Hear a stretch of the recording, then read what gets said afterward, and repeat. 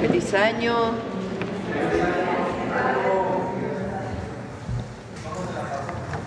Bien, ¿ustedes?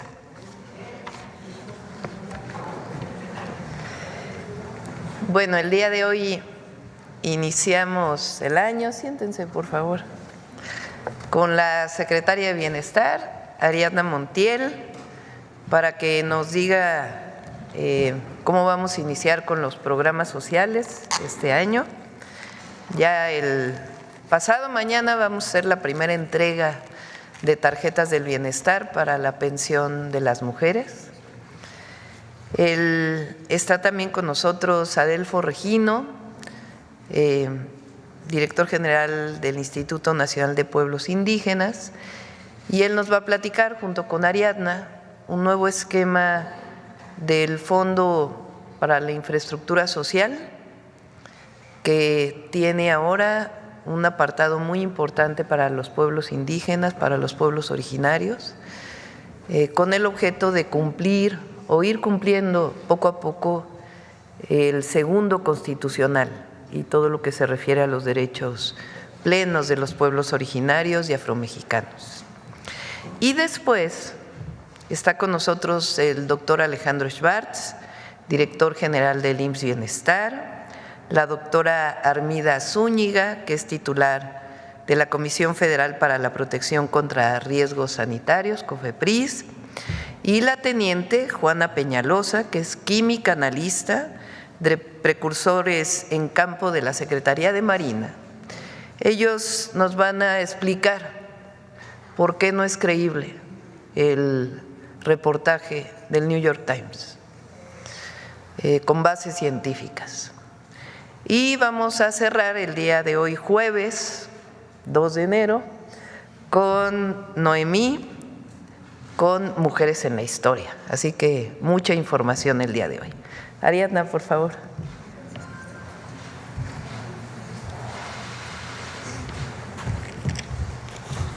Buenos días a todas y a todos. Feliz año, Presidenta. Vamos a iniciar con el informe del pago del bimestre enero-febrero de los programas de bienestar. Adelante. Gracias. Adelante. En el caso de los adultos mayores, 12.400.000 personas van a recibir su pensión bimestral. En este año la inversión social para todo el 2025 son 484.000 millones de pesos. Adelante. En el caso de las personas con discapacidad, se va a entregar la pensión a 1.395.040 beneficiarios derechohabientes de esta pensión. Recordemos que al ser ya un derecho constitucional, son derechohabientes. Y este año tenemos una inversión de 29.000 millones de pesos para este programa. Adelante. En el caso del programa de madres trabajadoras, vamos a entregar este apoyo, este sí es un apoyo, a 325.171 madres trabajadoras que tienen a sus niños en edad de educación inicial. La inversión es de 3.185 millones de pesos. Adelante. En suma, esta dispersión que corresponde a enero-febrero, vamos a entregar sus apoyos a 14.5 millones de derechohabientes y beneficiarios de estos programas. Los demás programas se van a ir entregando en los siguientes meses y seguramente aquí se va a informar. Para estos programas tenemos una inversión de 544.600 millones de pesos para este 2025. Adelante. Y el día de hoy inicia, este es el calendario, y el día de hoy, 2 de enero, inicia la dispersión del pago. Como ustedes ya saben, se paga en el orden de la letra del primer apellido de los derechohabientes y las derechohabientes.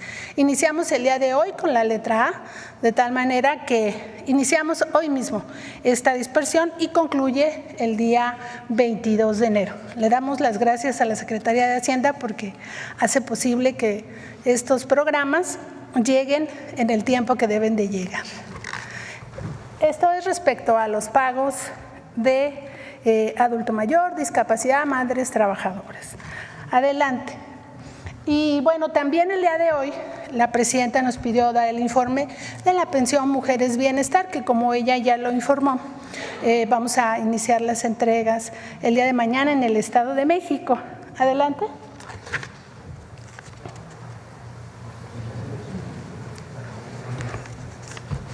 Gracias.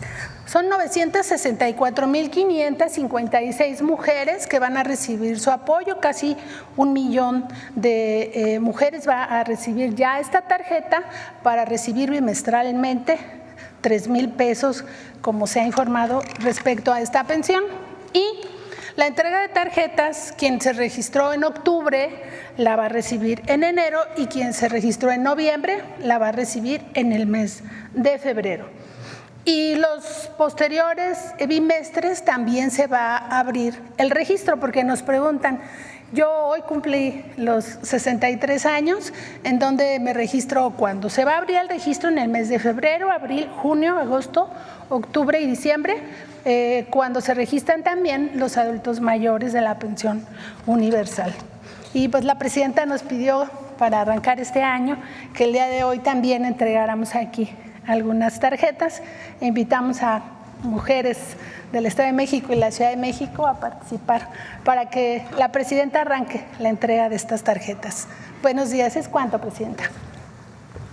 ¿Dónde pueden recoger sus tarjetas todas las mujeres? Gracias. A partir del día de mañana les vamos a enviar un mensaje de texto al número de teléfono que nos dejaron en su registro. Hay que estar atentas a ese mensaje y dirá día, hora y lugar donde deberán recibir esta tarjeta. Si alguien en 8 días no le ha llegado este mensaje, puede llamar a la línea de bienestar, que también les puede auxiliar en donde pueden pasar a recibir su tarjeta. Pero también en la página de la Secretaría de Bienestar se va a colocar el buscador para que a través de su CURP sepan día, hora y lugar de la recepción de la tarjeta. Una vez recibida esta tarjeta, posterior 15 días pasará a realizarse el depósito. Primero tenemos que garantizar que se entregue para manejar los recursos con toda transparencia y honestidad. ¿Cuánto se entrega si quieren? Sí. ¿Tienes la entrega ya? ¿De una vez? Hazle ahí los nombres. ¿Tú? Sí. Sí. Ay, espérame.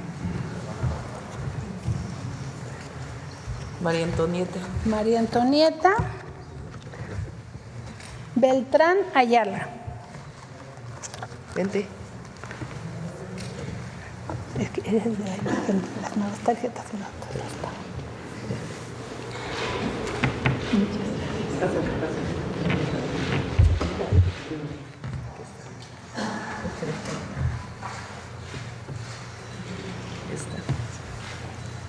Antonieta Rivera Ramos.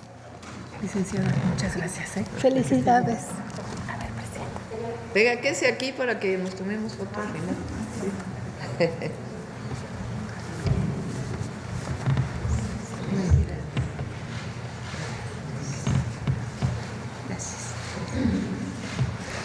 Paula Contreras García, del Estado de México, de la región Mazagua, presidenta.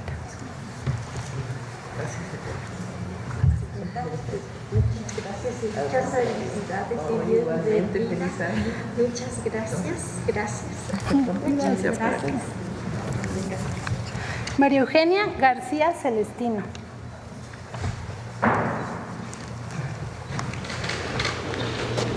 María Eugenia, te ves bien jovencita. Sí. Muchas gracias. Muchas gracias. Vente aquí, mira, ahorita. Paulina Estrada Velázquez.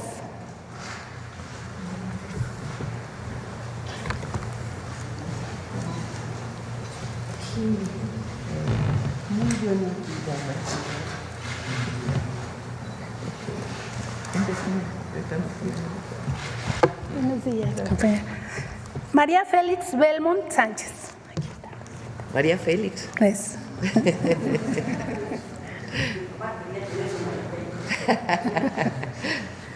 Vente, María. Gracias, doctor. Felicidades, feliz año. Gracias. María Cristina Mejía Juárez.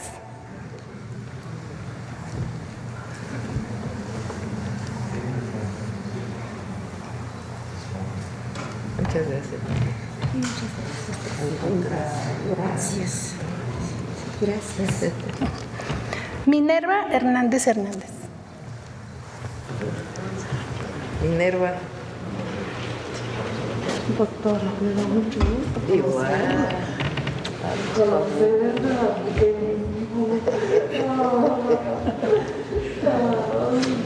Esté muy bien. Igualmente. Y muchas gracias por la tarjeta. Muchas gracias. Sí.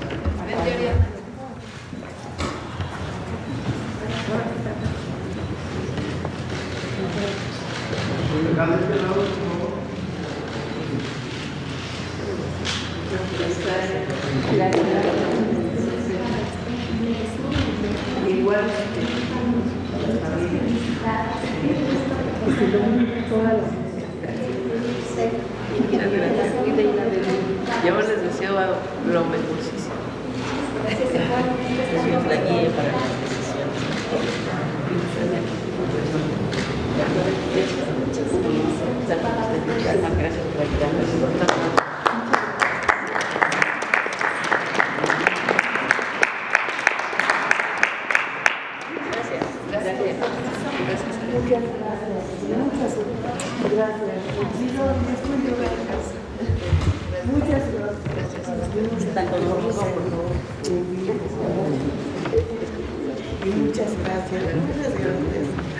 Gracias. Adelfo.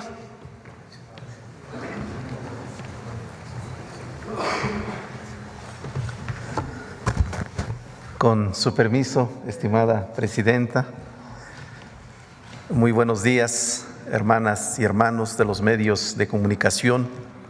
Feliz año 2025 y también felicidades a nuestras hermanas que acaban de recibir su tarjeta. Muchas felicidades a ustedes. Y queremos presentarles esta información, como lo ha anunciado nuestra presidenta, ya que desde el día 1 de octubre, fecha en que tomó posesión y cuando recibió el bastón de mando de parte de las mujeres indígenas de nuestro país, pues ella nos encomendó trabajar para hacer realidad, para implementar la reforma constitucional sobre los derechos de los pueblos indígenas y afromexicanos. Esta implementación tiene 6 componentes, como ya lo hemos anunciado. El primero de ellos es la traducción de esta reforma a las diversas lenguas indígenas de nuestro país, como se ha presentado el día 10 de diciembre del año pasado, en el que esta reforma ya se ha empezado a traducir en varias de las lenguas indígenas de México. Un segundo componente es la elaboración de la Ley General de Derechos de los Pueblos Indígenas y Afromexicanos, que también ya está en proceso. Se ha creado un comité técnico para que nos ayude a elaborar esta propuesta de iniciativa de ley, y también tenemos previsto en el mes de febrero hacer una consulta nacional. También se está trabajando en la armonización de las leyes secundarias del ámbito federal, porque pues es importante que sepamos que se trata de una reforma de Estado y se tiene que revisar todo el conjunto del ordenamiento jurídico mexicano. Un cuarto componente es la armonización en las constituciones y leyes de las entidades federativas. Se ha dado un primer paso en el estado de Michoacán y estamos seguros que los demás gobiernos pues harán lo propio en sus marcos constitucionales estatales. También está las reformas al marco institucional y las disposiciones administrativas, tanto en los ámbitos federal, estatal y municipal. En esto, pues nosotros queremos pedir a las entidades y dependencias del Gobierno de México para que vayan revisando su marco institucional, su marco normativo, sus reglas de operación, sus programas y proyectos en la materia. Y finalmente, que es el tema que nos ocupa el día de hoy, es la asignación de presupuesto directo a pueblos y comunidades indígenas y afromexicanas. Como lo ha dicho nuestra presidenta, esto tiene ahora una base constitucional, pues como ustedes saben, ahora se ha reconocido en nuestra Constitución a los pueblos y comunidades indígenas como sujetos de derecho público con personalidad jurídica y patrimonio propio. Y justamente cuando se habla del patrimonio tenemos que tocar el tema de los recursos, y por eso en el apartado B de este artículo 2 de la Constitución mexicana se establece la obligación del Estado de determinar mediante normas y criterios compensatorios, equitativos, justos y proporcionales las asignaciones presupuestales para los pueblos y comunidades indígenas que serán administrados directamente por estos. Y se establece en el apartado B que la Cámara de Diputados del Congreso de la Unión, las legislaturas de las entidades federativas y los ayuntamientos en el ámbito de sus respectivas competencias deberán establecer las partidas específicas en los presupuestos de egresos que aprueben, así como las formas y procedimientos para que los pueblos y comunidades indígenas las administren y ejerzan conforme a las leyes en la materia. Es con base en esta nueva norma constitucional cómo se ha definido una doble estrategia. Por un lado, la revisión del anexo transversal 10 del presupuesto de egresos de la Federación, que tiene que ver con el desarrollo integral de nuestros pueblos y de nuestras comunidades. Y un segundo componente tiene que ver con la asignación de recursos mediante el Fondo de Aportaciones a la Infraestructura Social. Estos son los dos componentes que pues hoy estamos presentando ante ustedes. En el caso del anexo transversal 10, con el apoyo y con el trabajo de la Secretaría de Hacienda y Crédito Público se ha hecho una revisión al marco metodológico de este anexo transversal, que tiene como destinatario al desarrollo integral de nuestros pueblos y comunidades indígenas y afromexicanas, y hemos pasado de 48 programas que se tenía en el año 2024 a 55 programas en este año 2025. Estamos hablando de que el monto que tendrá este anexo transversal es de 221,032,86 millones de pesos. Hay un incremento de 67,000 millones de pesos con relación a los recursos ejercidos en este anexo transversal en el año pasado. Y estamos hablando de que se incrementan 12 programas presupuestarios. Esto es muy importante. El primero de ellos tiene que ver con el desarrollo, aplicación de programas educativos e investigación en materia agroalimentaria. En segundo término, la reconstrucción y conservación de carreteras, las provisiones para el desarrollo de trenes de pasajeros y de carga, provisiones para el desarrollo, modernización y rehabilitación de infraestructura de comunicaciones y transportes.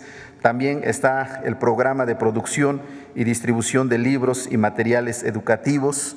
En sexto término, servicios de educación superior y posgrado, expansión de educación inicial. Algo muy importante que tenemos que destacar es la incorporación del programa de vivienda social y de manera especial este nuevo programa de pensión de mujeres bienestar. También está el programa de apoyos a la cultura, actividades de apoyo administrativo y actividades de apoyo a la función pública y buen gobierno. Son los nuevos programas que ahora tiene este anexo transversal 10 y que estamos seguros pues vendrá a contribuir al desarrollo de nuestros pueblos y de nuestras comunidades. En cuanto a los porcentajes de este nuevo anexo transversal 10, estamos hablando de que el 36% corresponden a los subsidios de programas para el bienestar, 25% a programas de infraestructura, 13% a educación pública, 7% a agricultura y desarrollo rural, 6.4% aportaciones federales para entidades federativas y municipios, 6.3% a entidades no sectorizadas, donde está el presupuesto del Instituto Nacional de los Pueblos Indígenas, y 5% a otros programas del Gobierno de la República. En cuanto a los cambios normativos de este anexo transversal 10, debemos destacar que pues se reconoce por primera vez al pueblo afromexicano como sujeto de atención. También en las disposiciones para la operación de los programas se considera la participación efectiva y directa de los pueblos indígenas y afromexicanos. También se establece que en la ejecución de los programas se incluye el reconocimiento de los pueblos y comunidades indígenas y afromexicanas como sujetos de derecho público, como lo enuncia la nueva norma constitucional. También que en la celebración de los convenios se va a dar preferencia que los recursos se transfieran de manera directa a nuestros pueblos, a nuestras comunidades, para que sean administrados y ejercidos por ellos. Y también particularmente en los recursos relacionados con la infraestructura, se dará una preferencia a las obras priorizadas en los planes de justicia y desarrollo regional y otros procesos de planeación regional. Esta es pues la importancia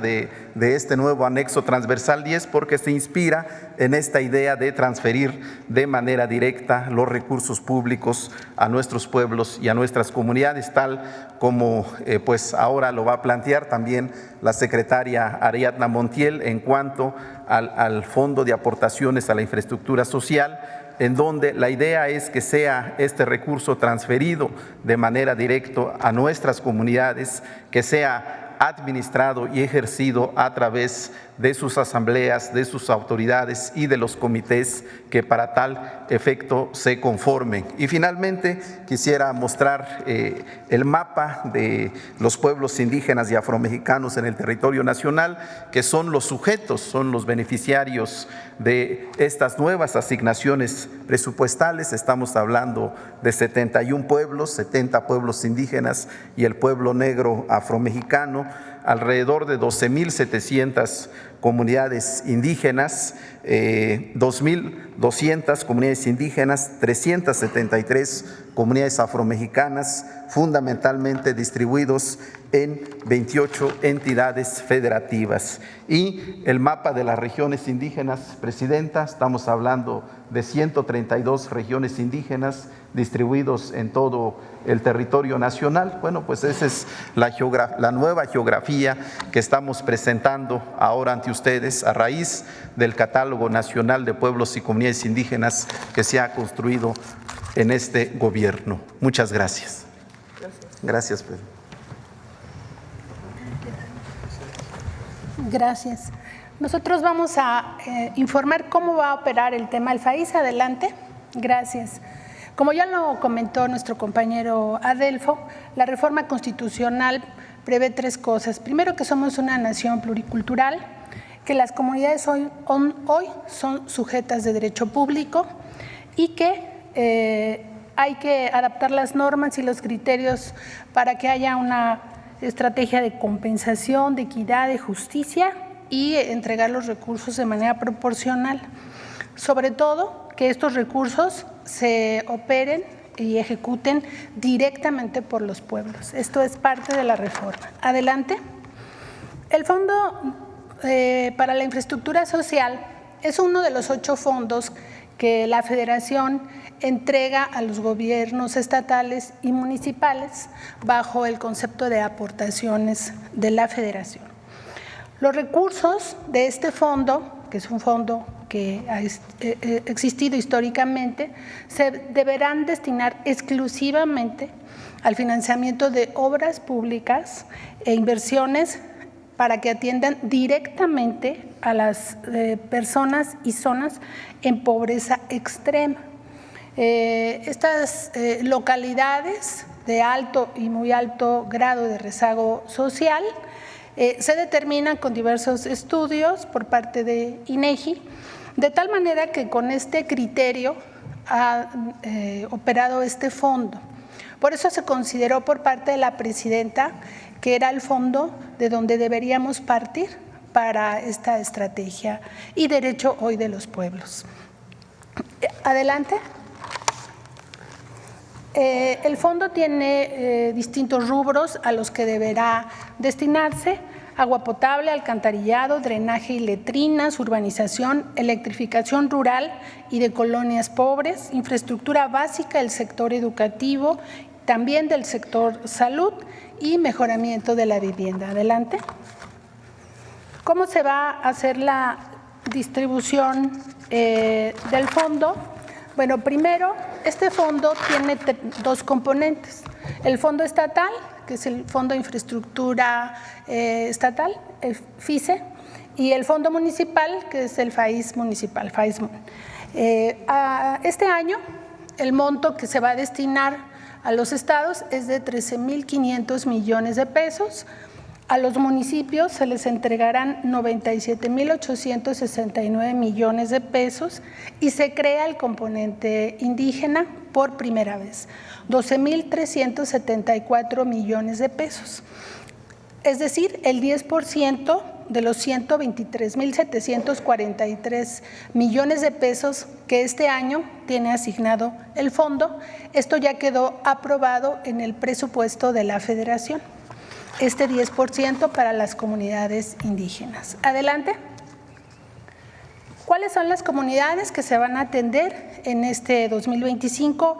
Son 11,337 comunidades donde nuestros hermanos indígenas viven y mantienen nuestra cultura, sus costumbres, y tienen por usos y costumbres una forma de gobierno determinada.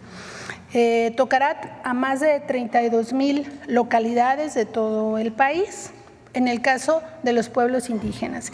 Y en el caso del pueblo afromexicano, son 369 comunidades en 400 localidades. En suma, estaremos atendiendo casi a 12,000 comunidades de 33,000 localidades de todo el país, porque algunas comunidades se integran por distintas localidades. Adelante. ¿Cómo se va a ejecutar el fondo?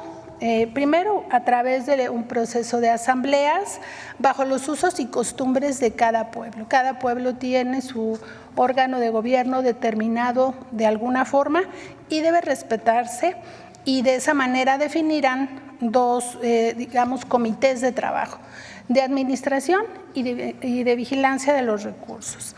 Y es la asamblea comunitaria quien va a validar el cierre de las obras, la ejecución de las obras que sean correctas. ¿Es cuánto?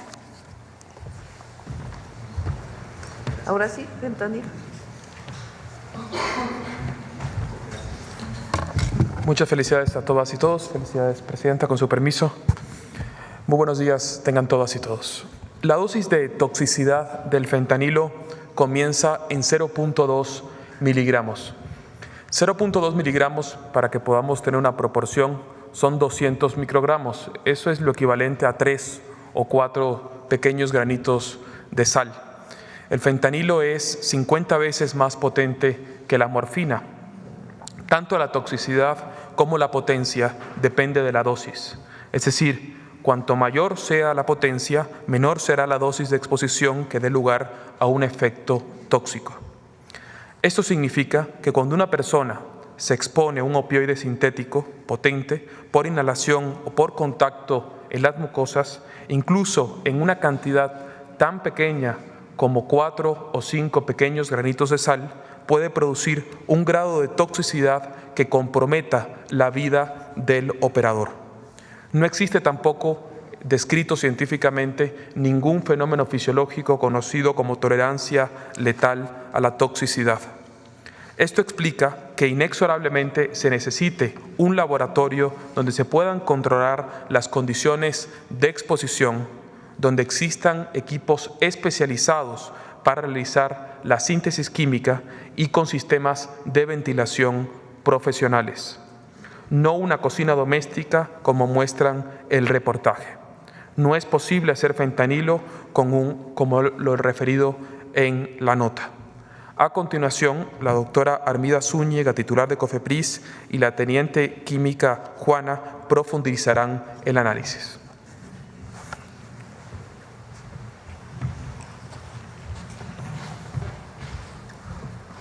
Con su permiso, Presidenta, buenos días a todos y a todas, feliz año.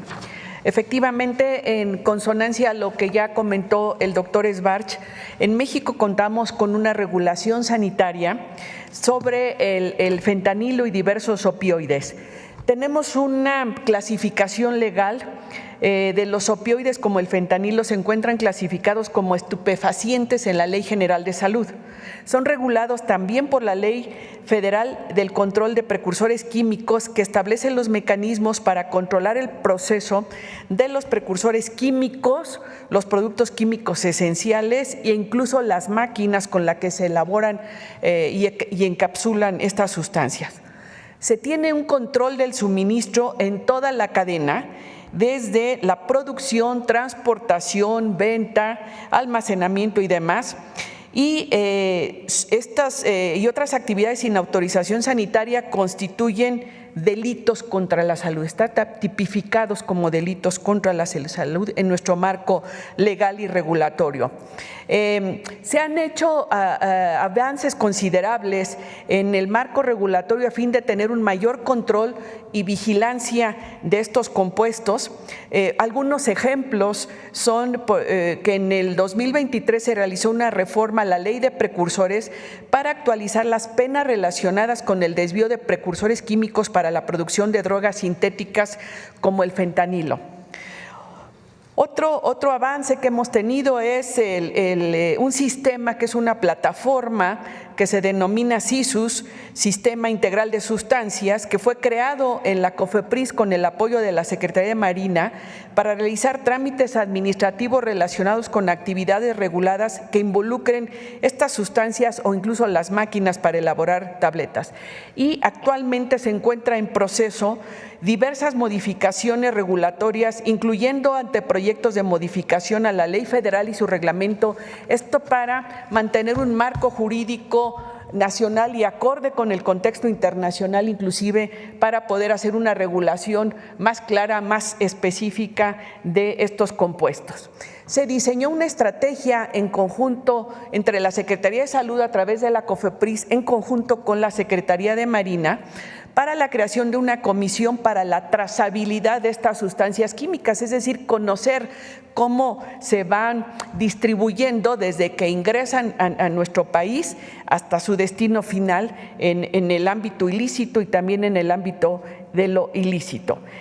Como ya mencioné, desde años previos se han trabajado diversos instrumentos, uno de ellos y que nos da las bases para trabajar de manera coordinada entre la COFEPRIS y la Secretaría de Marina. Se reformó un acuerdo para que la Secretaría de Salud, a través de la COFEPRIS, reasume el control y fomentos sanitarios en materia de precursores químicos, químicos esenciales y medicamentos que sean o contengan estupefacientes.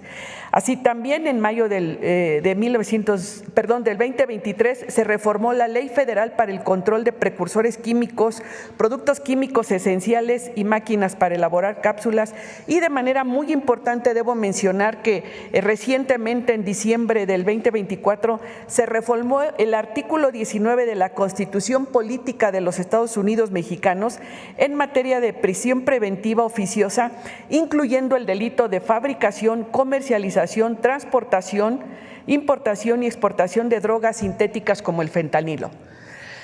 Esta estrategia se basa en 5 pilares. Uno de ellos es este que acabo de mencionar, el marco normativo. El otro es el tecnológico, que de manera resumida es lo que también ya comenté sobre la creación de una plataforma que es el Sistema Integral de Sustancias, que está en desarrollo y está en su fase inicial, que nos ayuda a realizar el control, registro y autorizaciones en materia de estupefacientes y sustancias psicotrópicas y productos que los contengan, así como productos químicos esenciales y precursores químicos, que tiene como objetivo coadyuvar en materia de salud y de seguridad.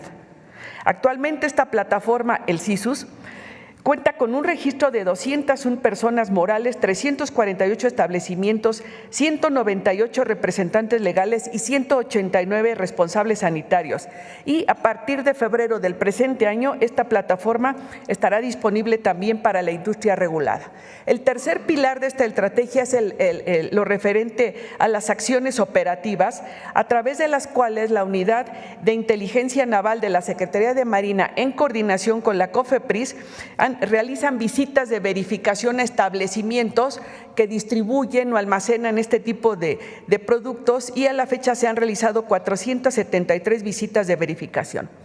El cuarto pilar de esta estrategia son lo que referimos como la inteligencia, ya que desde el año 2022 se creó la Unidad de Inteligencia contra Riesgos Sanitarios en la COFEPRIS con apoyo de personal de la Unidad de Inteligencia Naval de la Secretaría de Marina, para llevar a cabo los mecanismos de coordinación de acciones estratégicas y de inteligencia para el control y vigilancia en materia de estupefacientes, sustancias psicotrópicas y productos que los contengan, así como químicos esenciales. El quinto pilar es lo relativo a la investigación, y en este sentido se realizan diversas estrategias apoyadas en la Unidad de Inteligencia Naval de la Secretaría de Marina, y una de estas acciones que se han realizado es la certificación del Laboratorio de Farmacología y Toxicología del Centro de Estudios Navales de Ciencias de la Salud de la Secretaría de Marina por parte de la COFEPRIS. Esto es lo que realizamos en el ámbito nacional en este gobierno del segundo piso de la Cuarta Transformación, con diferentes dependencias en diferentes frentes, trabajando todos los días en el combate al uso de este tipo de sustancias, y también en coordinación con diferentes agencias internacionales que se trabajan sobre el tema. La siguiente, por favor. Esta es. De estas 473 visitas de verificación que se han realizado del año 2021 al 2024, como ustedes podrán ver en esta lámina, la mayoría de estas acciones se han realizado durante los ejercicios 2023 y 2024, dando como resultado la suspensión parcial de 173 establecimientos y la suspensión total de 50 establecimientos. Quiere decir que entramos de manera conjunta, la COFEPRIS con apoyo de la Secretaría de Marina, para realizar la suspensión de establecimientos cuando se detecta alguna irregularidad o alguna acción que contraviene el marco jurídico y legal que ya he hecho referencia previamente.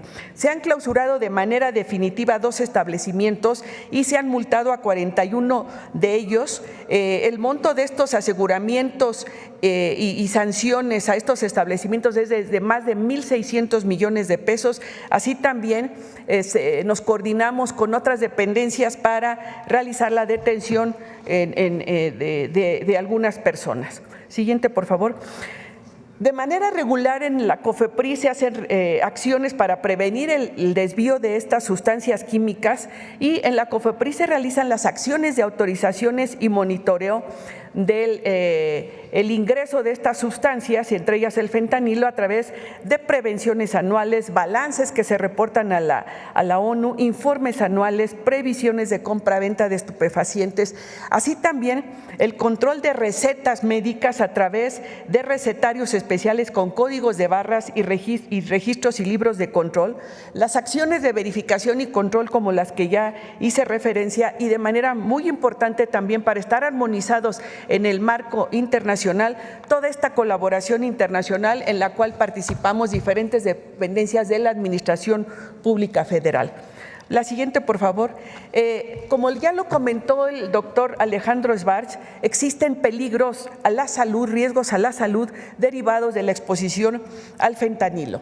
La toxicidad, que depende de la exposición y de la vía de exposición, y la potencia, que depende de la concentración de esta sustancia, son cruciales para comprender las elevadas tasas de sobredosis y mortalidad vinculadas a la elaboración o uso ilícito de opioides sintéticos como el fentanilo. La elevada potencia de muchos de estos opioides significa que incluso pequeños errores durante la elaboración, en el pesaje, la dosificación, la dilución o la fabricación pueden aumentar el riesgo de sobredosis. La exposición puede ser por inhalación o por contacto a través de las mucosas o de la piel. Y efectivamente no se tiene evidencia de la tolerancia de esta sustancia. Y bueno, este grupo de sustancias y en particular el fentanilo afectan diferentes órganos del cuerpo humano porque son sustancias tóxicas a elevadas concentraciones y sobre todo cuando no se tiene un adecuado control en su uso y manejo. Es cuanto en tanto al marco normativo que tenemos para este tipo de sustancias.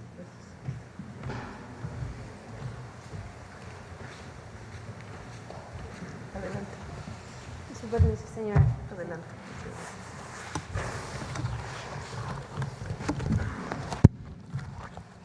Muy buenos días. El pasado 29 de diciembre del presente año, el medio informativo The New York Times publicó un artículo denominado "Así es un laboratorio de fentanilo del cártel de Sinaloa", donde asegura que 2 de sus reporteras, en conjunto con una fotógrafa, atestiguaron el peligroso proceso de producción de fentanilo en un laboratorio secreto ubicado en el centro de Culiacán, realizado por 2 integrantes del grupo delictivo. Anexo a la nota se encuentran 2 videos cortos sin audio y 4 fotografías relacionadas con el supuesto proceso de síntesis de fentanilo. En el primer video, un video de 10 segundos sin sonido, se observa a 2 hombres no identificados manipulando 2 ollas con un líquido blanco hirviente en una estufa sobre la cual se observa un pequeño extractor de vapores. Citando la nota, se menciona: ellos mencionaron que se encontraban en el primer paso del proceso activando el principal ingrediente químico que se usa para hacer fentanilo. Esto sin especificar el nombre de los precursores químicos utilizados.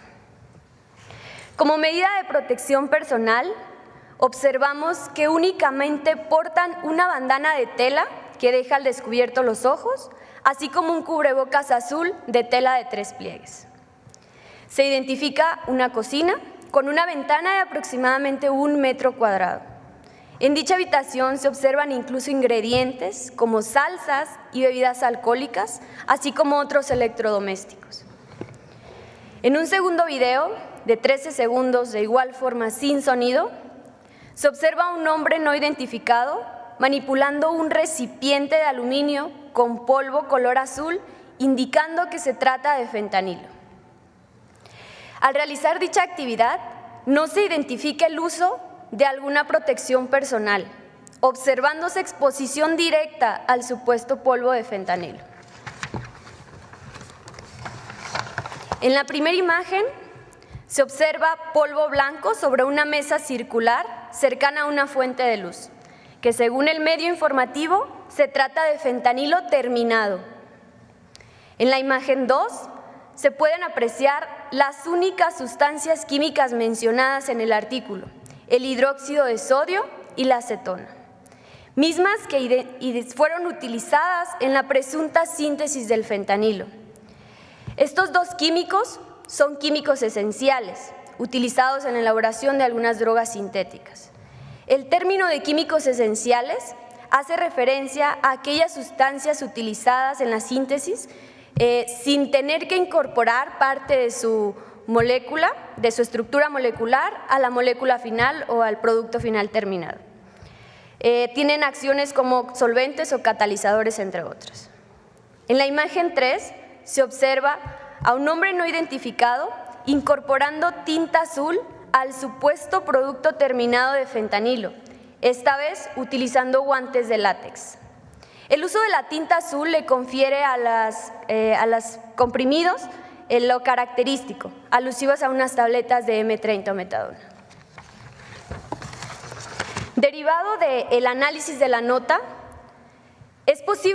no es posible reunir indicios suficientes para determinar que se realizó un proceso de síntesis de clorhidrato de fentanilo en citada locación, debido a que se menciona muy poco o nada del proceso de síntesis, así como de las sustancias químicas utilizadas. Durante el desarrollo de los videos y la redacción del artículo, no se observó o mencionan los principales precursores químicos para realizar o para sintetizar el fentanilo, como 4-ANPP, anilina y cloruro de propionilo, por mencionar algunos, mostrando únicamente sustancias químicas esenciales como el hidróxido de sodio y la acetona. No se observa el uso de equipo de protección personal mínimo requerido para evitar intoxicación por los gases tóxicos desprendidos durante la reacción de síntesis, o bien incluso la exposición directa al clorhidrato de fentanilo puro. Las principales vías de exposición de los opioides son por inhalación, exposición dérmica e ingestión, por lo cual el uso de guantes y equipos de respiración autónoma son indispensables para realizar este tipo de actividades. En una parte del video explican los supuestos cocineros que ellos no necesitan el mismo equipo de protección personal que las reporteras. Esto debido a que ellos han desarrollado una tolerancia a la droga letal. Si bien existen factores que pueden influir en la toxicidad, tal como la tipología física de una persona, no existe evidencia científica que respalde tal idea. Anexo a esto, el uso del pasamontañas o bandana y el cubrebocas de tela de 3 pliegues observados en los cocineros podría estar relacionado únicamente como medida de protección de su identidad y no como una medida de protección personal. Respecto a lo mencionado por los supuestos cocineros sobre el desmantelamiento de una casa de seguridad del grupo por parte del Ejército Mexicano horas antes de la grabación de los videos y que derivado de esta acción habrían cambiado de ubicación el supuesto laboratorio con tal rapidez, no corresponde con la dinámica criminal habitualmente observada, ya que normalmente se presenta una interrupción o una postergación de las actividades ilícitas por un periodo mayor hasta encontrar un lugar adecuado para poder continuar con el acondicionamiento de tales drogas. Por lo anterior, se concluye que no existen los elementos suficientes para demostrar que la información presentada en el artículo de The New York Times documenta un laboratorio de síntesis de clorhidrato de fentanilo.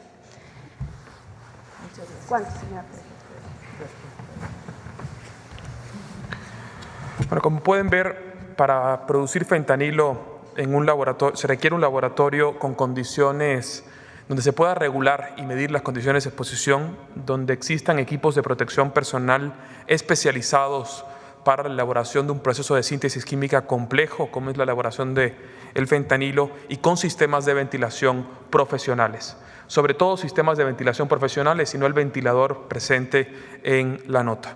Muy sencillamente, si hubiera sido fentanilo lo que estuvieran produciendo, el operador, la persona que estaba haciéndolo, hubiera durado 30 segundos y hubiera caído fulminado producto de los vapores que presenta la síntesis del fentanilo.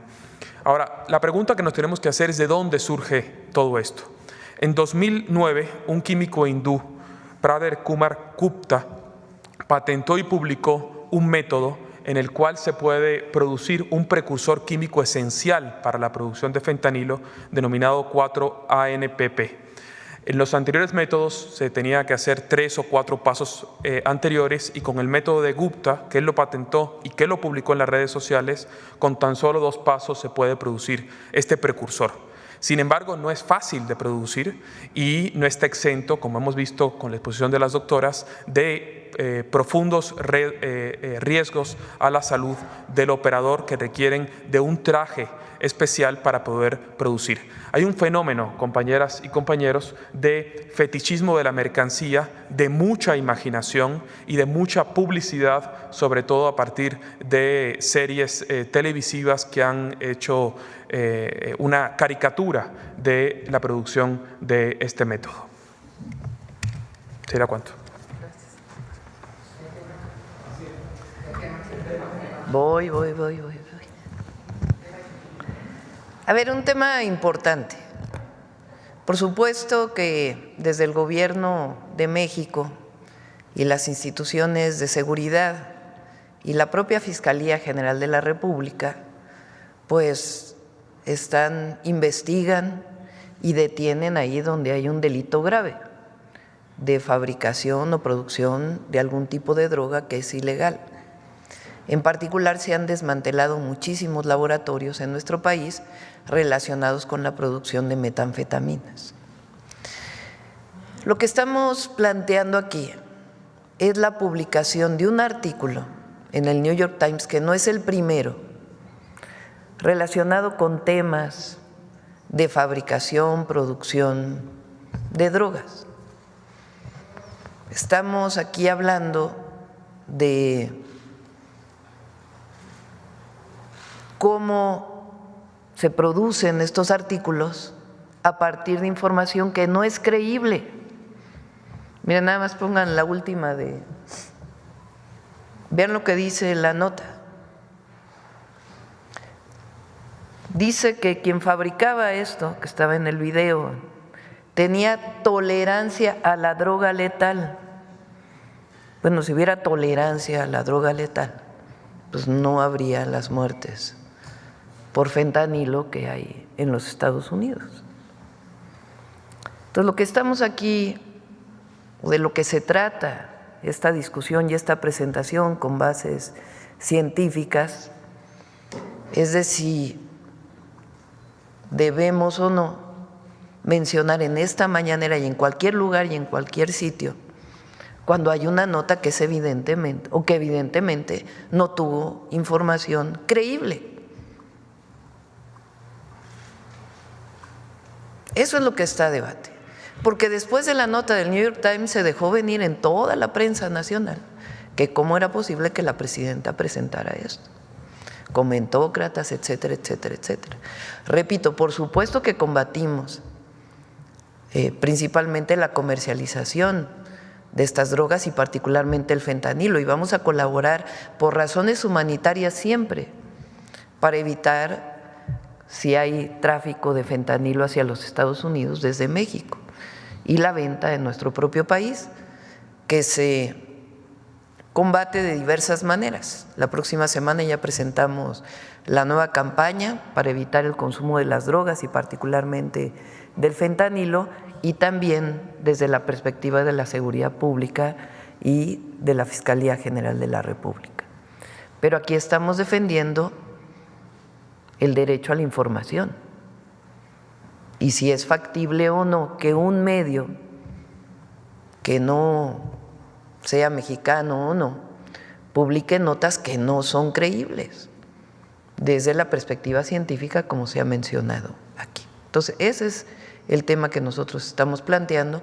Repito, porque este medio fue el que planteó en su momento, entre otros, que si había habido en el 2006, en la campaña de el entonces candidato Andrés Manuel López Obrador, un financiamiento ilícito, que si químicos estaban siendo cooptados, estudiantes para producción de drogas más letales, cuando en realidad todos sabemos que la producción de fentanilo y de los opioides viene de las propias farmacéuticas.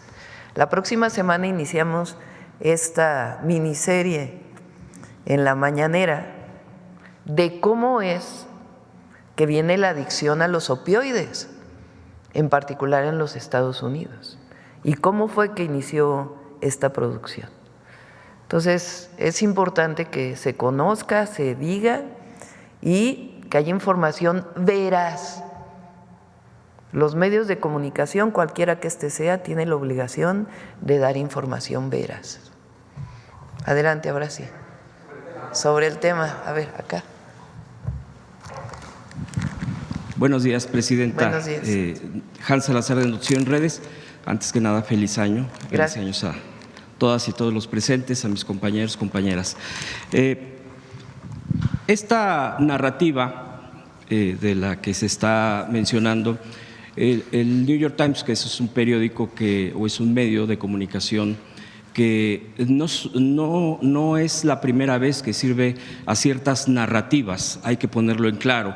Narrativas que favorecen a gobiernos, al gobierno estadounidense, y hay incluso estadística y hay análisis al respecto a partir de todo esto que se está generando, donde generan todo esta difusión de, yo no diría un trabajo periodístico, sino un trabajo de golpismo, así tal cual. Incluso hay ya varios trabajos periodísticos que están cuestionando este tipo de cosas y sin embargo, como usted ha dicho, hay medios de comunicación muy concretos, hay periodistas muy concretos, pues que no viene al caso hacer una lista aquí, sabemos cuáles son, que alimentan esta narrativa de que no se está haciendo nada, de que este tipo de escenas que al final de cuentas incluso llegan a esta barbaridad efectivamente de que pues quien cocina esto se vuelve inmune a gases tóxicos o a cosas tóxicas como estas. La pregunta sería, presidente, en este contexto y ya próximo a la toma de posesión del presidente estadounidense Donald Trump, ¿cuál es su percepción de todo este contexto, de todo esto? Porque alimenta también en consecuencia, y eso se ha visto mucho en las redes por parte de esto, y por parte de granjas de bots y por parte de todo esto que se alimenta en las redes también para crear esta sensación de que ahora sí viene incluso una invasión, ahora sí viene, y qué bueno que va a haber esto, y que con la declaración de que haría eventualmente, porque lo anunció así Donald Trump, el tema de etiquetar terroristas a los cárteles, etcétera, pudiera llegar a haber incluso un bombardeo, así lo han dicho, un asunto de entrar grupos de élite. ¿Qué respondería ante este concreto, presidenta? Y si usted ve la misma narrativa que se está generando en torno a este momento previo a la toma de posesión, que por cierto también quisiera preguntarle de una vez, también en esto, próximo a la toma de posesión de Donald Trump, la presidenta Xiomara Castro, que ha salido, la presidenta de Honduras, ha salido a decir que si se ordenan deportaciones masivas como lo ha anunciado Donald Trump, sacaría de su país las bases militares de Estados Unidos, cambiando la política de pues que se ha tenido. También es presidenta. Quisiera preguntarle su opinión al respecto. Gracias. Primero, decir que estamos combatiendo y vamos a seguir combatiendo el acercamiento de los jóvenes a las drogas, particularmente esta droga tan letal como el fentanilo. Segundo, decir que estamos trabajando recientemente, se incautaron casi 500,000 pastillas de fentanilo en Sinaloa, pero nosotros defendemos el derecho a la información. Y lo que no puede haber, y hay que denunciarlo, o sí puede haber porque está habiendo, pero tenemos que denunciar cuando hay una visión ahora de que resulta que el fentanilo se cocina en casas en el centro de Culiacán por personas que salen en un video en el New York Times que no tienen ninguna protección y que se atreven a decir que es que ya desarrollaron mecanismos en donde no les afecta esta droga, o los precursores a la hora de estar desarrollándola. Entonces, lo que estamos defendiendo es el derecho a la información, la veracidad, y denunciando ahí donde no hay información correcta. Segundo, nosotros vamos a colaborar con Estados Unidos, como se está colaborando ahora, por razones humanitarias. Son más de 100,000 o cerca de 100,000 jóvenes o personas que fallecen por sobredosis de fentanilo en los Estados Unidos, cosa que no ocurre en México. Entonces vamos a colaborar para ayudar en todo lo que esté en nuestras manos para esta crisis sanitaria que están teniendo en los Estados Unidos. Y nuestra visión es que no solamente es la detención de quienes se dedican a esto, sino que hay que tomarlo también como un asunto de salud pública. Ahora, en México no aceptamos injerencismo y colaboramos, pero no nos subordinamos. Y así va a ser. Entonces se colabora, se trabaja en información conjunta, pero en México nos hacemos cargo las y los mexicanos.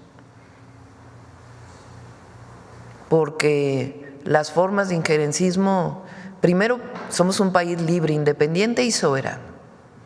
Y segundo, no siempre dejan buenas cosas. Bueno, nunca dejan buenas cosas cuando hay injerencismo.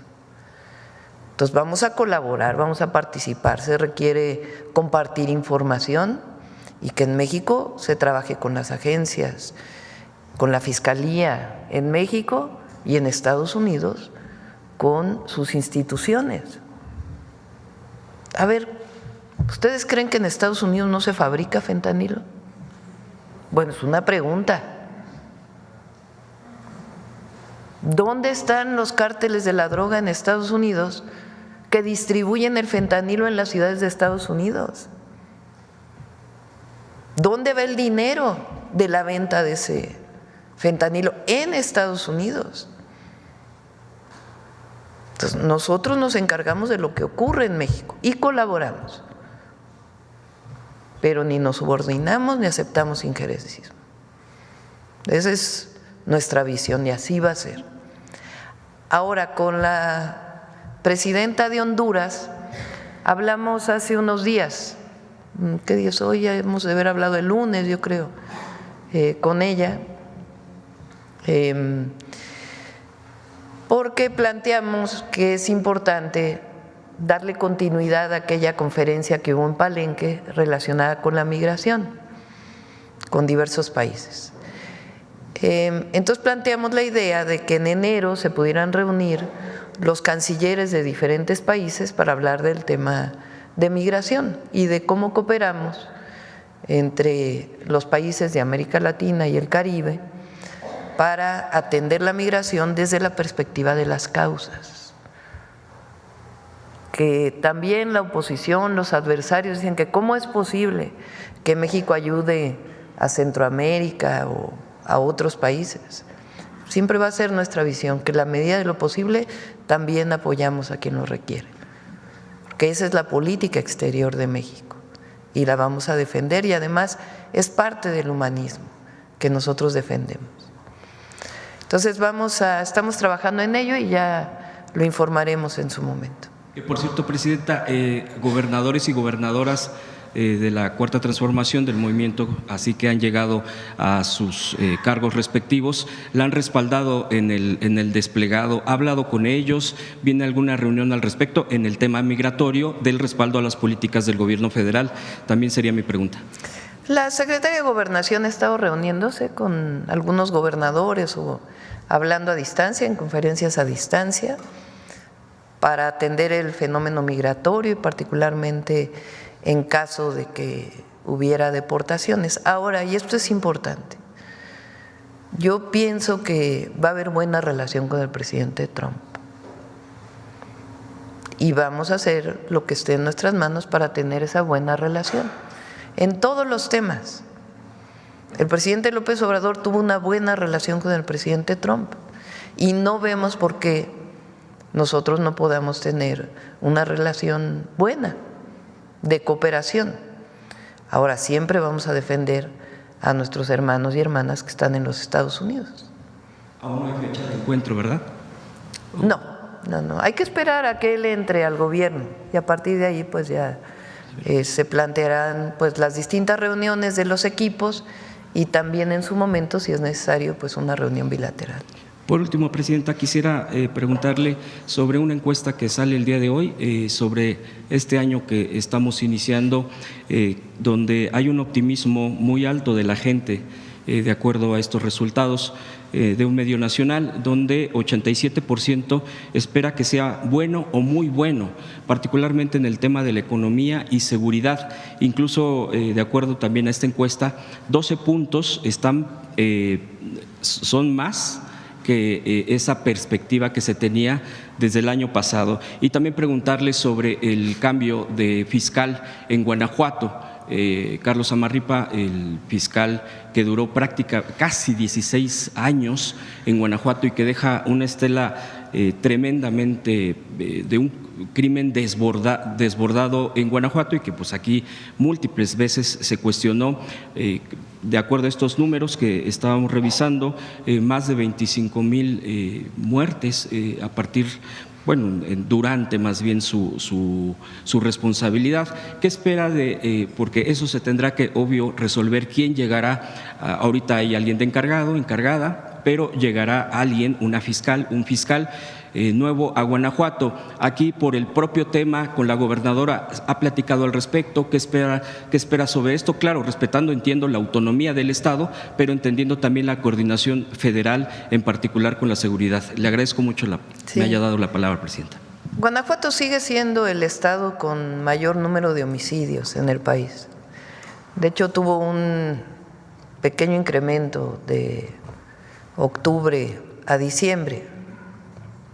Entonces, por supuesto que nosotros queremos apoyar, colaborar y hacer el trabajo que sea necesario para construir la paz en Guanajuato. De hecho, hay 2 grupos que están trabajando en atención a las causas, en Celaya y en León. Esto es producto de varios temas. Uno, evidentemente, de que no se ha atendido. Y en el gobierno anterior se quiso responsabilizar al gobierno federal como si los gobiernos estatales no tuvieran responsabilidad. Pero además es producto también de un modelo de desarrollo fallido en el estado de Guanajuato. Guanajuato no solamente es el estado con mayor número de homicidios, sino que es el estado con el ingreso medio más bajo de todo el país, con el mayor número de adicciones. León es la ciudad que concentrada tiene la mayor pobreza, aun cuando León era de las ciudades más prósperas en algún momento del país. Hoy la pobreza, el porcentaje de pobreza es muy alto. Hay una sola preparatoria pública en León, Guanajuato. Entonces, se tiene que atender desde distintas perspectivas, sí, desde la Fiscalía, la Secretaría de Seguridad del Estado y la coordinación con las fuerzas federales y la Secretaría de Seguridad y Protección Ciudadana del Gobierno de México, pero también atendiendo de fondo un modelo de desarrollo que llevó a la violencia y a la pobreza y a la desigualdad. Entonces, desde ahí hay que atenderse. Y con la gobernadora, habría que ver quién está planteando ella, tiene que ser aprobado por el Congreso del Estado. Ha estado en comunicación con el secretario de Seguridad y con la secretaria de Gobernación. Estuvimos ahí en esta primera gira que hicimos por el país. Y creo que de todas maneras es bueno que el fiscal haya dejado ya el cargo. Es evidente que no hizo un buen papel. Y ahora hay una encargada del despacho y vamos a ver a quién se propone. Ahora, sobre el tema de la perspectiva, ¿por qué no me pasas la presentación de algunos indicadores? Porque también se descoce la oposición A ver, préstenme el micrófono.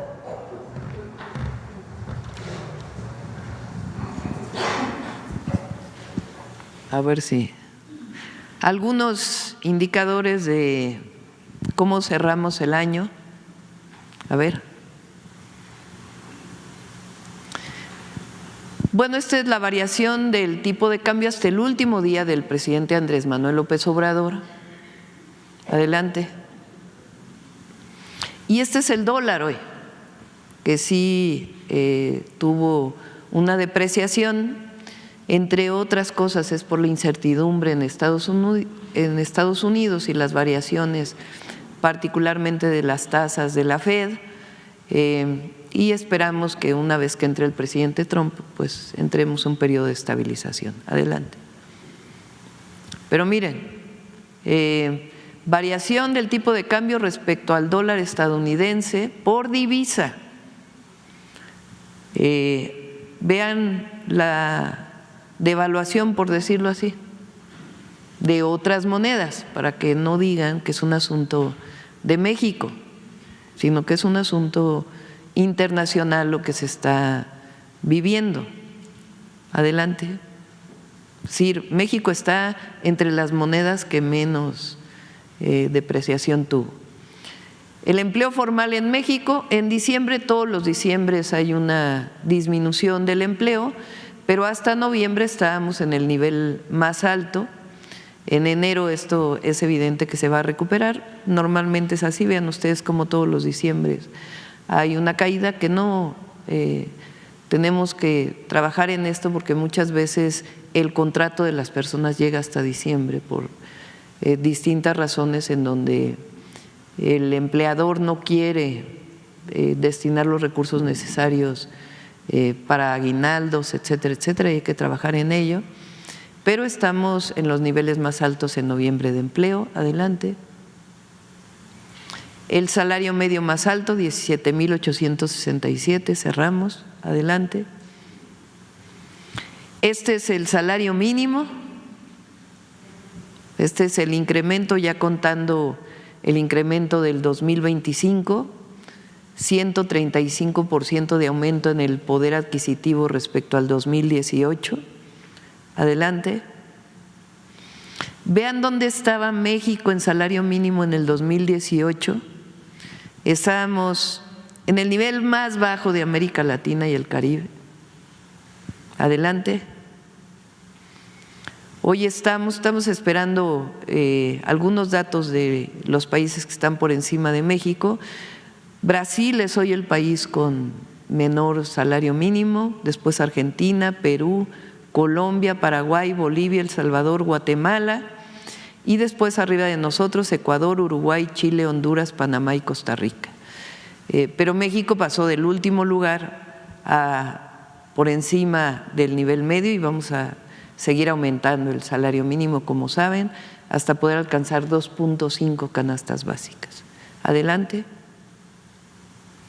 Tasa de desempleo, México está en 2.5, equivalente a Japón y solamente Corea del Sur, en términos de los países de la OECD, tiene una menor tasa de desempleo. Pero vean el desempleo particular en España 11.21%, Estados Unidos 4.2%. Adelante. El precio de la mezcla mexicana de exportación. Adelante. Precio promedio de la gasolina. Mañana viene la Secretaría de Hacienda, vamos a hablar de distintos temas y entre otros a platicar sobre el tema del precio de la gasolina, pero comparado con muchos otros países del mundo. Adelante.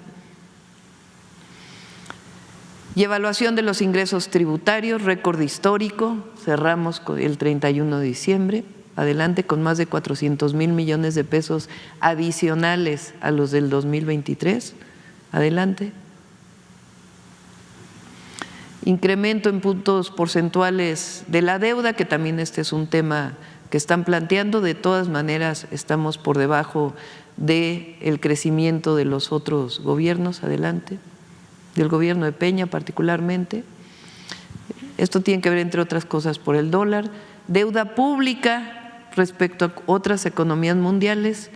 Aún con esta condición, México está abajo de Corea del Sur, Australia, Alemania, Sudáfrica, Brasil, Reino Unido, Canadá, España, Francia, Estados Unidos, Italia y Japón. Adelante. Inversión extranjera directa récord, 34,313 millones de dólares. Adelante. Y bueno, somos hoy el principal socio comercial de los Estados Unidos. Adelante. Reservas internacionales del Banco de México en niveles récord. La inflación anual en 4.55% en noviembre, está por dar INEGI los datos de cómo cerramos en diciembre. recientemente sacó un dato, este es el dato del INEGI, adelante. Crecimiento del PIB, si bien es hasta el tercer trimestre en 1.6%, pues estamos por arriba de Corea del Sur, Francia, Bélgica, Italia, Austria y Alemania. Adelante. Y seguimos siendo la 12ª economía del mundo, pasamos de la 15 al 12, estamos por encima de España, de Corea del Sur, de Australia, de Indonesia, Países Bajos, Turquía, Arabia Saudita y Suiza. Algunos de los indicadores para los pesimistas de la oposición.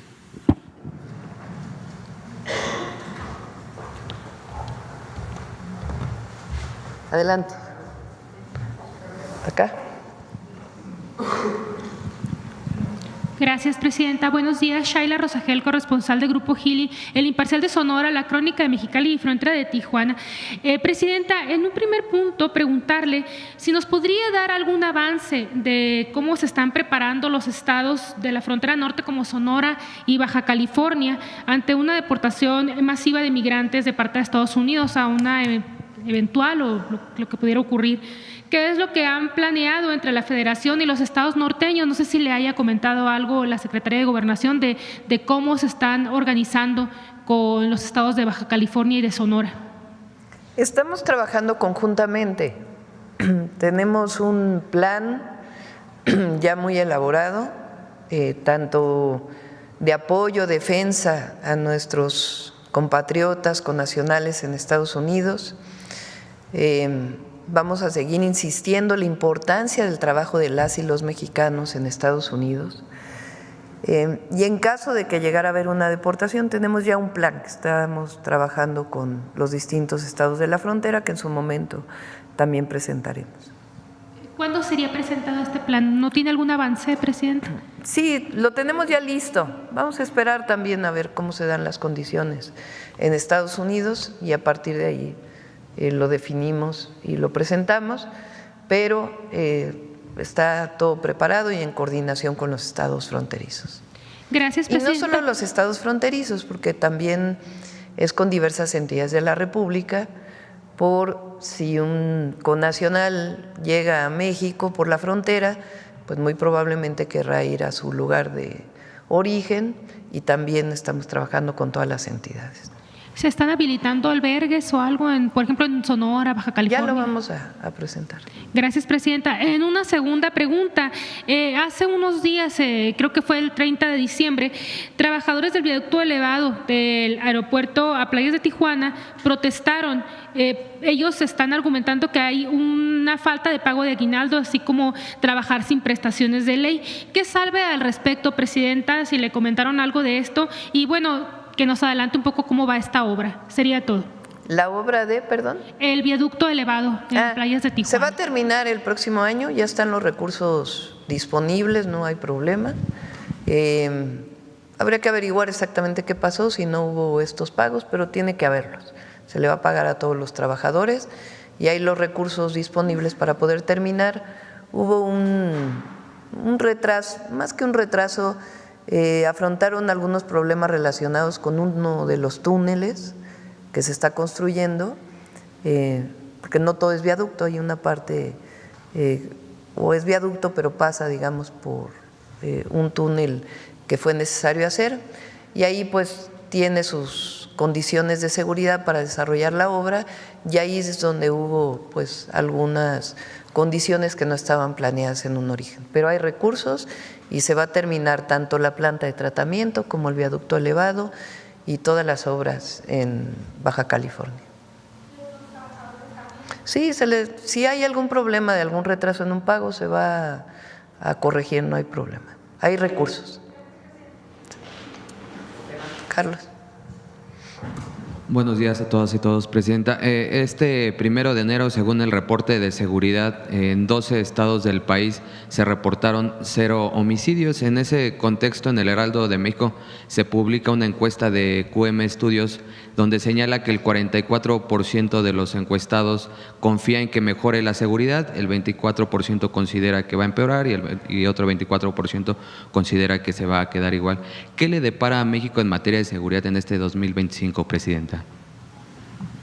Vamos a ir mejorando, vamos a mejorar en todas las entidades de la República. Confiamos en nuestra estrategia. Diciembre hubo menos homicidios, ya lo vamos a presentar el 9 de enero, el primer reporte de seguridad con el cierre al 2024 y comparado con los otros años, y estamos fortaleciendo todas las acciones de seguridad, desde la atención a las causas hasta el fortalecimiento de la inteligencia y la investigación, la coordinación con todas las entidades de la República y con la Fiscalía General de la República. Entonces, va a mejorar la seguridad de nuestro país y se va a ir notando poco a poco. Gracias. En estos indicadores que mostraba hace unos momentos, ¿a qué le podemos atribuir que se den estos resultados, Presidenta? ¿De la encuesta, dices? De los indicadores que presentó hace un momento. Pues a que el modelo del humanismo mexicano funciona. La 4T da resultados. El otro día estaba leyendo, ayer, a los comentócratas que dicen que se acabó la democracia en México. Atribuyen el mal resultado que tuvieron en la elección, porque en realidad es eso. O sea, ¿por qué no se sientan a hacer una autocrítica? ¿Por qué les fue tan mal en el 24? Porque atribuyen su mal resultado a su falta de representatividad en el Congreso de la Unión. Y entonces vuelven con que la Sala Superior del Tribunal de Justicia Electoral no sobrerepresentó en la Cámara de Diputados, en la Cámara de Senadores, cuando ya está más que demostrado que se aplicó la fórmula que dice la Ley de Procedimientos Electorales, igual que se aplicó en el 21, en el 18, en el 15. Entonces, en realidad, deberían hacerse una autocrítica. ¿Por qué les fue tan mal? ¿Por qué ganaron en tan poquitos distritos? ¿Por qué estados gobernados por ellos ganamos los diputados federales y los senadores? En vez de decir que hay falta de democracia, que México está yendo al autoritarismo, cuando sus propios escritos en contra del gobierno demuestran pues que es falso, ¿no? Que hay libertad de expresión, libertad de reunión. Entonces, la 4T da resultados y eso lo reconoce el pueblo de México, porque somos un gobierno del pueblo, aunque no le guste a los adversarios. Ese es el fondo, de que por primera vez los recursos del pueblo, de los impuestos, se regresan en obras públicas, en obras de infraestructura, en obras estratégicas, en programas de bienestar, en derechos sociales, y así va a seguir siendo, porque el pueblo decidió que continúe la cuarta transformación. Entonces, siempre nuestra economía está vinculada con otras economías, particularmente la economía de los Estados Unidos. Pero eso, antes decían que lo que le pasara, cualquier cosa que le pasara a Estados Unidos, pues iba a ser 5 veces mayor en México. Decían aquella cosa de, no me acuerdo cómo era el de Carstens, aquel… ¿Resfriado? Ese. Y ahora lo que estamos haciendo es fortaleciendo la economía interna. Y ya en estos primeros 15 días vamos a presentar el Plan México. para que se vea que además de todo lo que hemos hecho hay un plan para los próximos años de fortalecimiento de la economía nacional y de bienestar del pueblo de México. Entonces, el pueblo de México está con el gobierno y el gobierno no va a traicionar al pueblo de México. Por último, no me presenté, Carlos Navarro del Heraldo. Estas mismas voces críticas han señalado que en este esquema de los programas del bienestar ya no va a haber suficiencia presupuestal en un futuro, que ya va a ser insostenible este esquema. ¿Qué responder a esos señalamientos? Pues que es falso. Vamos a llegar a cerca de 1 billón de pesos en adelante de programas de bienestar y derechos sociales, sin contar educación y salud. Para nosotros es inversión. Fíjense, aprovechando, ¿cuántas veces dijeron que estaban a favor de los programas sociales? La candidata del PRIAN se sacó sangre para firmar de que estaba a favor de los programas sociales. Nada más que los partidos que la postularon han votado en contra de los programas de bienestar. Recién la reforma constitucional que hace derechos los programas del bienestar, primero dijeron que le iban a votar a favor, luego la votaron en contra. O sea, votaron en contra. Entonces, y luego dicen por qué que hay autoritarismo, porque no votaron por ellos. Entonces, hay recursos, hay un manejo del presupuesto honesto, que es lo más importante. ¿De dónde sale ese recurso? Pues de erradicar la corrupción y los privilegios. Es la fórmula de la austeridad republicana, de la economía moral, del humanismo mexicano, del juarismo. Entonces, esa es la manera en que seguimos administrando los recursos del pueblo. Y va a haber recursos. Y fíjense, además, este año disminuimos el déficit respecto al año anterior. Y va a haber recursos para los derechos y va a haber recursos para obras públicas. En abril, este periodo es todavía de realización de estudios, el primer trimestre, pero en abril inicia la construcción de todos los trenes. Y hay recursos para carreteras y hay recursos para obras de agua, pues es solamente administrar adecuadamente los recursos del pueblo. Gracias, feliz año para todas y todos. Gracias.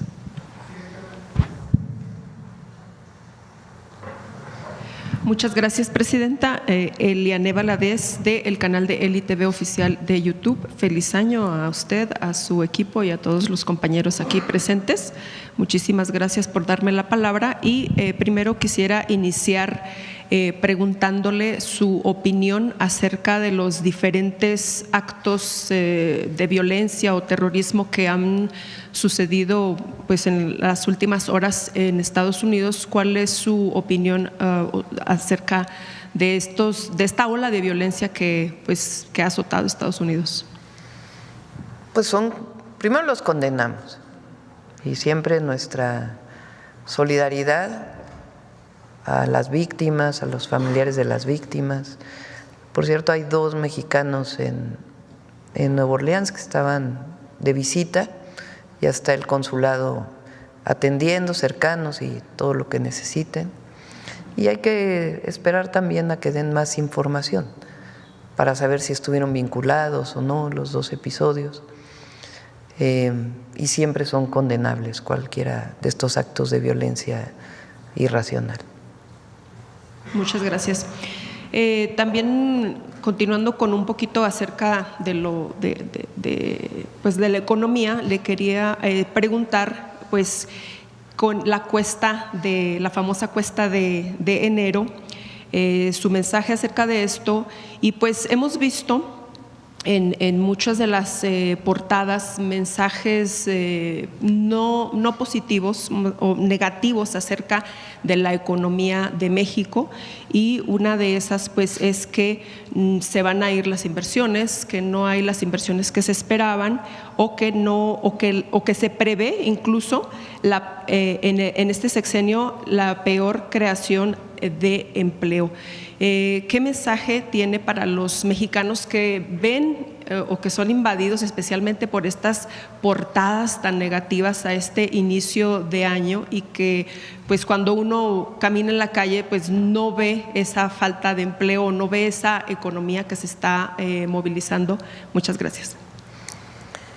Sí, hay esta idea de que en el pasado, antes del 2018, de diciembre del 2018, que el Estado no tendría por qué participar en la planeación económica o incluso en sectores de la economía. Es una de los fundamentos del modelo neoliberal.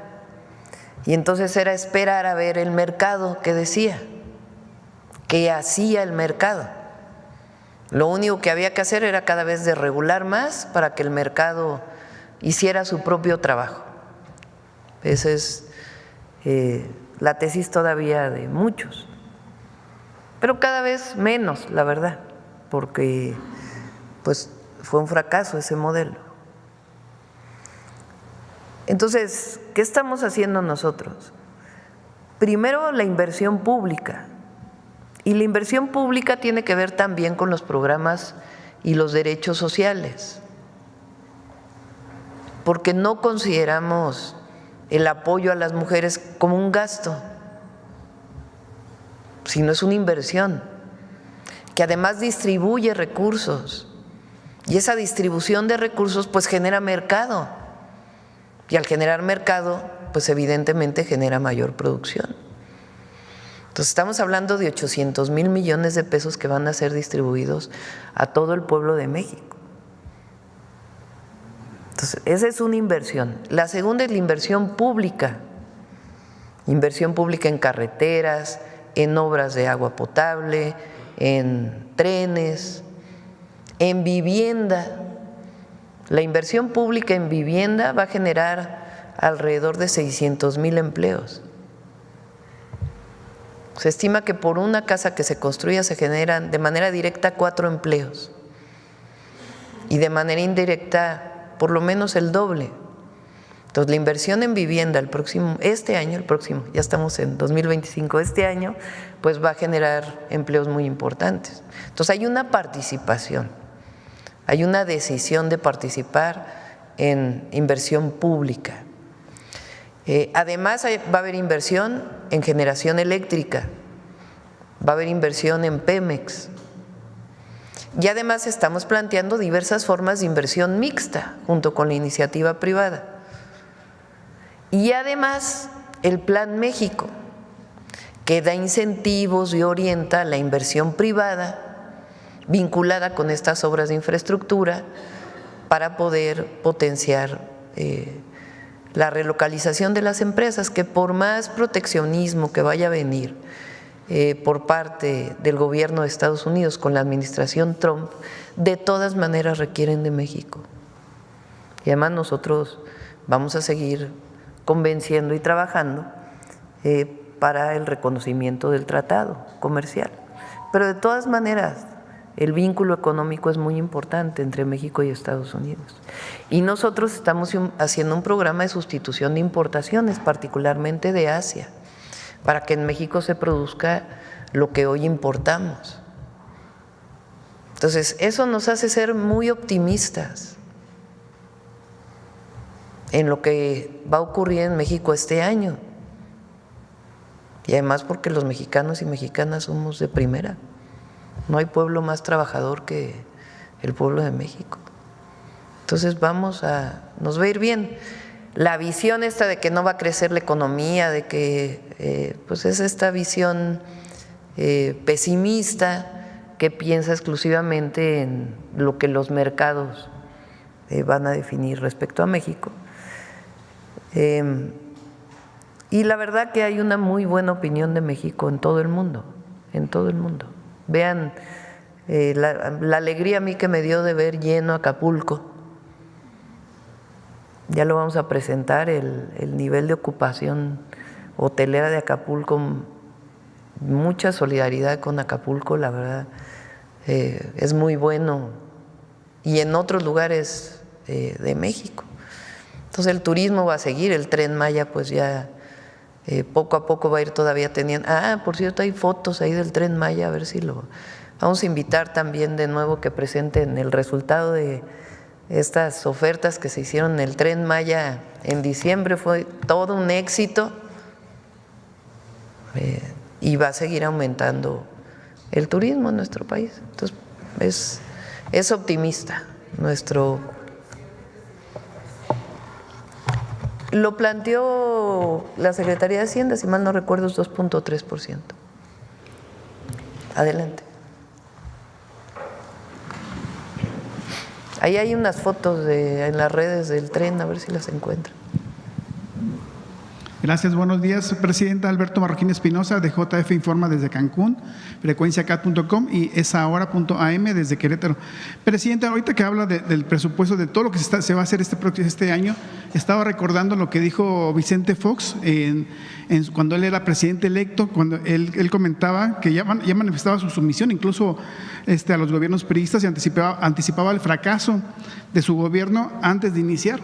Comentaba que había un presupuesto raquítico, que no era fácil de hacer mucho con tan poco recurso, que había una carga acumulada de pensiones y jubilaciones, sueldos y salarios de la burocracia, pago de intereses de la deuda, todo eso comentaba, ¿no? ¿Quién decía eso? Fox, ¿Cuándo? cuando era presidente electo, todavía ni era presidente constitucional, y ya estaba diciendo que pues no iba a poder hacer nada, ¿no? De hecho, eso lo sacó el presidente Andrés Manuel López Obrador el año pasado, el 27 de marzo. O sea, aquí sacó el video de Fox hablando al respecto.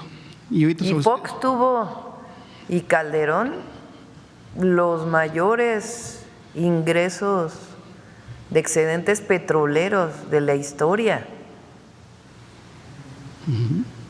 2003, México llegó a producir 3.4 millones de barriles de petróleo, que por cierto se acabaron Cantarell, producto de esa sobreexplotación.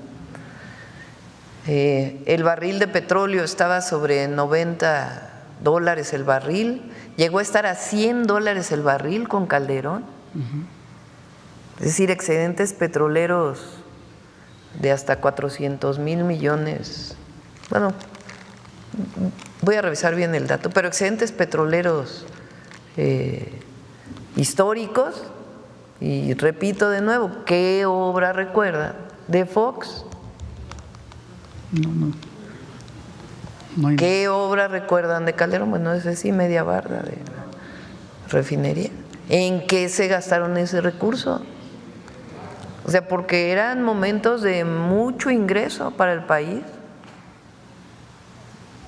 Efectivamente, por eso era recordar lo que él decía, el presidente, bueno, era presidente electo todavía. No, y luego aparte la traición a la democracia. Sí. O sea, llegó con con la idea, pues el pueblo de México votó por Fox pensando que iba a haber un cambio. Y supuestamente llegó la transición a la democracia y por primera vez no ganó el partido de Estado y luego desafuero contra el presidente López Obrador. Y luego fraude electoral en el 2006, la traición a la democracia. Efectivamente. Bueno, Presidenta, y en materia de seguridad, ahora que comentaba el año pasado, el 30 de diciembre, sobre que va a haber esta reunión histórica con los presidentes municipales y gobernadores del país, hay un tema también que sería importante de tocar, el tema de la seguridad de las policías municipales, porque de acuerdo a estándares internacionales, las policías municipales en su gran mayoría no tienen el número de policías que deberían de tener en materia de seguridad. Entonces eso como que hace también que la Guardia Nacional se tenga que desviar un poquito o atenderlos o reforzarlos a veces a los municipios.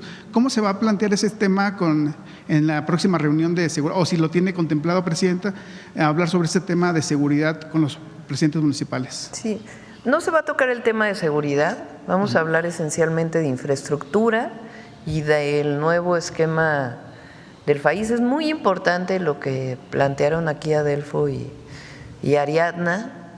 Se están destinando, además del propio incremento que tiene el recurso que se destina a pueblos originarios y afromexicanos por las distintas acciones que estamos haciendo. Recuerden que en pueblos originarios la pensión Mujeres Bienestar viene de 60 a 64, pero además son casi 13,000 millones de pesos que por primera vez en la historia se destinan a obras de infraestructura social a los pueblos. Y tiene que crecer, tiene que ir creciendo ese recurso año con año, pero iniciamos pues cumpliendo con la reforma constitucional para beneficio de los pueblos originarios con este presupuesto adicional de cerca de 13,000 millones de pesos para obras de infraestructura social. Lo comentaba también porque ahorita que hablaban del tema del fentanilo, a veces hay un sector muy vulnerable que son las escuelas secundarias y preparatorias en el país, que alrededor de las escuelas normalmente los captan, a veces es la forma como que inician los jóvenes en este tema de drogadicción, del alcoholismo. Digo, sabemos que el fentanilo pues todavía no está llegando a esos lugares, ¿no? Pero es como que atender las causas desde ahí, ¿no? Desde las escuelas, porque es donde a los alrededores es lo que hemos observado, sobre todo yo en Querétaro que vivo, he observado ese tipo de situaciones que ahí donde inician, ¿no? Cómo atender y cómo lograr inhibir esa parte, ¿no, Presidenta? Sí, por eso estamos yendo a las escuelas. Vamos a ir a secundarias principalmente y a educación media superior, además de la campaña de aire, se llama, que va a ir en la televisión, en las redes sociales, y las guías que se presentan a maestros, maestras, a padres de familia y a las y los niños y jóvenes, para evitar que se acerquen a las drogas, a cualquiera de estas, pero en particular al fentanilo, porque en general no hay retorno. Una vez que se consume esta droga es tan adictiva que no tiene retorno y son falsas salidas para los jóvenes. Entonces, lo vamos a hacer principalmente en escuelas. Muchas gracias, Presidenta. Gracias. A ver, ya son 9:05, vamos a ver atrás a Basta y luego aquí y ya terminamos. Gracias. Muy buenos días a todos y a todas. Juan Hernández de Diario Basta, del Grupo Cantón. Mi inquietud precisamente, yo antes fui reportero de salud y una de las cosas que, aquí está haciendo ruido y que, hay que dejar en claro. Uno, precisamente cuando se habla de la elaboración del fentanilo, estaba yo viendo el reportaje, analizando el lugar. Es un lugar cerrado, es un lugar que supuestamente está en el centro de Culiacán. Y también voy a retomar lo que hace unos meses el expresidente Andrés Manuel López Obrador y el exsecretario de la Marina nos hacían una exposición precisamente de lo que era la elaboración del fentanilo. Uno, se tiene que hacer en lugares abiertos precisamente por el grado de toxicidad de las sustancias que se están manejando. No solamente de toxicidad, sino también de volatilidad. En este caso están hablando, nada más uno de los componentes que es la acetona, que es también inflamable y explosivo. ¿Por qué hago toda esta alusión? Precisamente de todo lo que se ha venido manejando en esta nota periodística. Habla de un cocinero que llega incluso con un cigarrillo en la mano, de un lugar cerrado. Aquí precisamente que me gustaría que alguno de los especialistas, o en este caso quien nos expuso de la elaboración, el simple hecho de haber llegado a un lugar cerrado, a un lugar sin la protección, ¿qué tipo de protección tendría que haber utilizado en este caso la reportera o el reportero o el fotógrafo precisamente para tomar las fotografías? Estamos hablando de una careta industrial, una mascarilla industrial para filtrar los gases. Eso es por un lado. Por el otro, estamos hablando cuando hablamos de las mucosas, estamos hablando de nariz, estamos hablando también de lo que es los ojos, estamos hablando de protección especial. Estamos hablando aquí de una fabricación de gas, con una alta concentración de gases muy tóxicos. Hablábamos incluso de la piel, o sea, realmente es tomar a la ligera un tema muy delicado como es la elaboración de una droga potente. Y estamos hablando también de un lugar, estamos hablando de la mitad de la ciudad, o sea, sí nos podrían especificar de manera científica y de salud, o sea, ¿por qué no podría elaborarse fentanilo pues en una zona tan cerrada, en una zona muy habitada? Y retomando lo que nos decía en el anterior reportaje del expresidente López Obrador, todos los laboratorios que han sido desmantelados de grandes cantidades de fentanilo han sido en lugares de sierra y han sido lugares abiertos. O sea, independientemente… Pero son laboratorios de metanfetamina. Pero no, también de fentanilo, de los que supuestamente lo que nos hacían la exposición de por qué no… Que también es una droga muy dañina. O sea, que por qué definitivamente no podría hacerse el fentanilo como lo están mencionando aquí, incluso por el contacto en la piel, ya sería eso, nos decía el secretario de Marina, sería mortal el hecho de untárselo en la piel. Sí, sería todo. Muchas gracias. Sí, con mucho gusto. Para la producción de fentanilo se requiere producir un precursor químico denominado 4-ANPP. Este precursor químico se elabora mediante un proceso complejo de síntesis química que emite vapores, y esos vapores resultan ser tóxicos para el operador. Es por eso que es imprescindible que el operador tenga un equipo de protección personal profesional. Ese equipo de protección personal incluye máscara y un sistema de ventilación que evita la entrada de los vapores en el contacto no solamente con la vía respiratoria, sino con las mucosas. Como usted lo acaba de decir, es poco creíble que en una cocina doméstica se puedan producir este tipo de sustancias, y el sistema de extracción para los vapores que se generan en la producción del 4-ANPP, como pueden ver, era un pequeño ventilador doméstico que no tiene capacidad de extracción de los gases propios de la síntesis química. Sí, claro. O sea, todo el mundo que esté alrededor de la producción de un vapor tóxico está en riesgo, y no existe tampoco, fisiológicamente hablando, un proceso adaptativo de tolerancia, técnicamente se llama de taquifilaxia, a la exposición de un vapor tóxico. La última. Muy buenos días, señora presidenta. Pues primeramente feliz año y feliz año a todos los asistentes. Janet Galindo, de Grupo Transmedia La Chispa. Señora presidenta, quisiera preguntarle primero cuál sería el mensaje que usted enviaría hacia los opositores que, bueno, iniciamos el año y se encontraron con que no hubo ningún aumento en las gasolinas, que era lo que ellos estaban previendo para este inicio de año. Mañana vamos a hablar de las gasolinas. Okay. Vamos a presentarlo.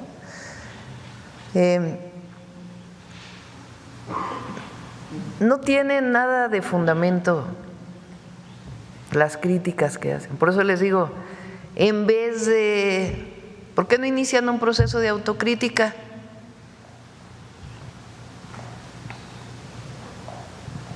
Porque ahí la llevan pues con la dirección de un partido, ya no voy a dar nombres, la dirección del otro, el nuevo partido que quieren formar,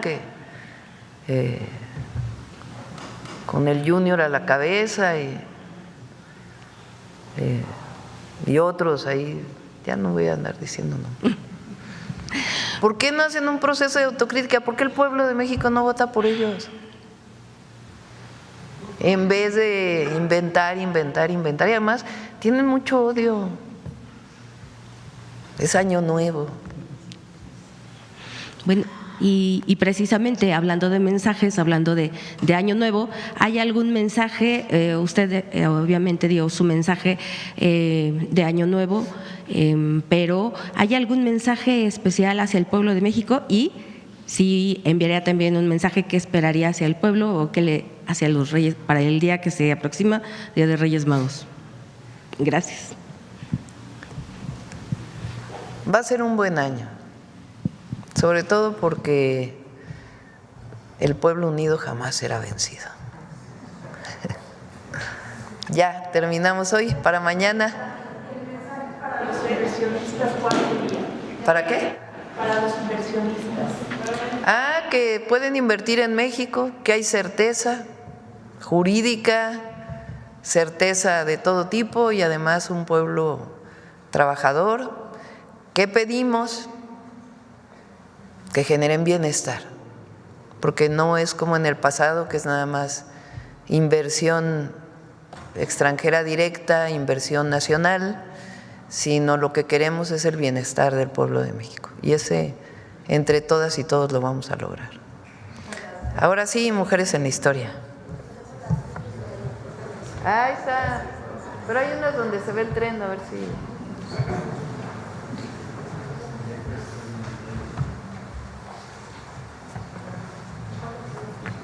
Mañana las pasamos. Adelante. Tenga un excelente año. Gracias.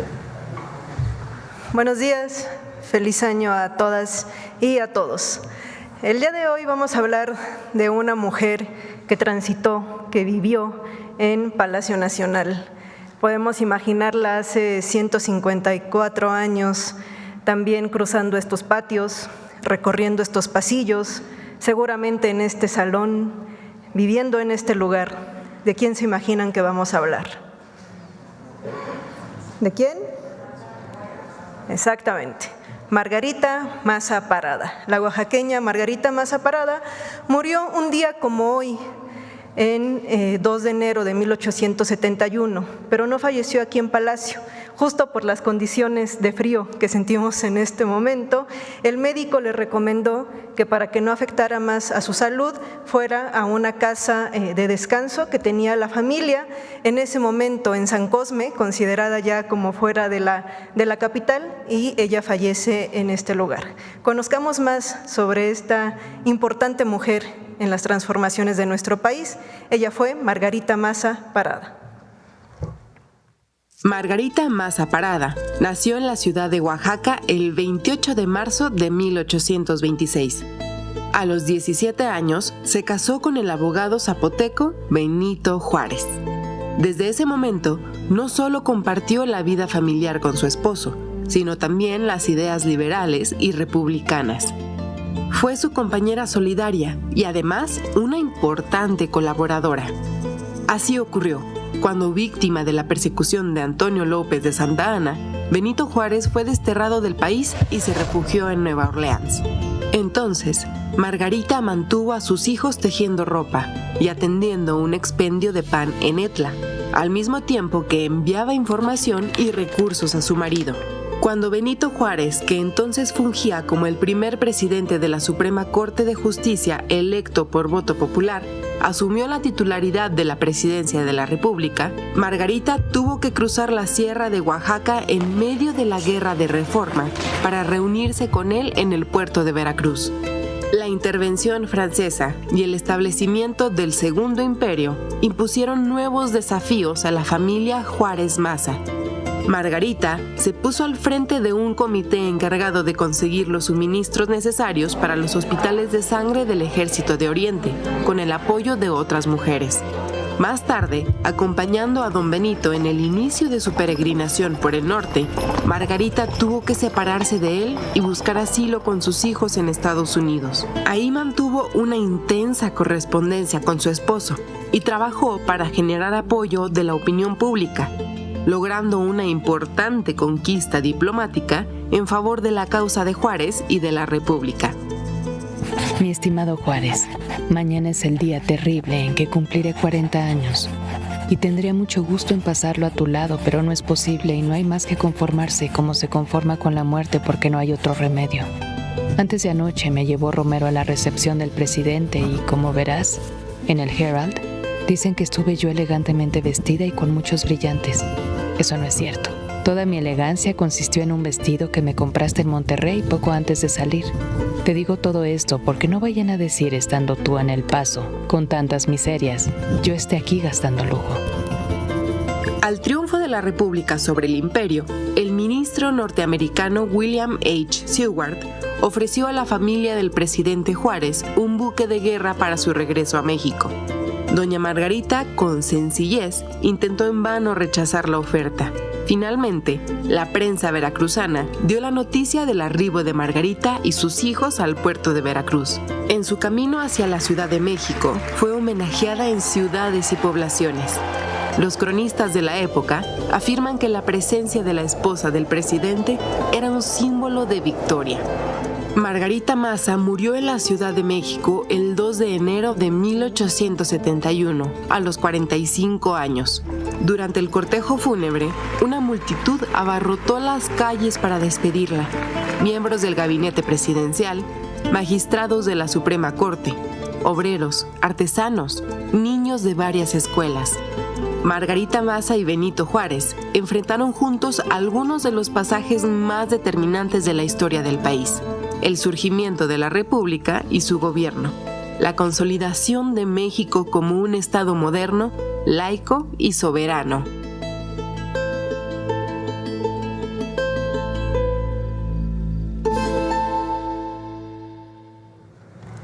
Así es, a Margarita le tocó vivir pues básicamente los procesos convulsos del siglo XIX de nuestro país. Le toca enfrentarse a las intervenciones extranjeras, la guerra de reforma, el Segundo Imperio, la República restaurada.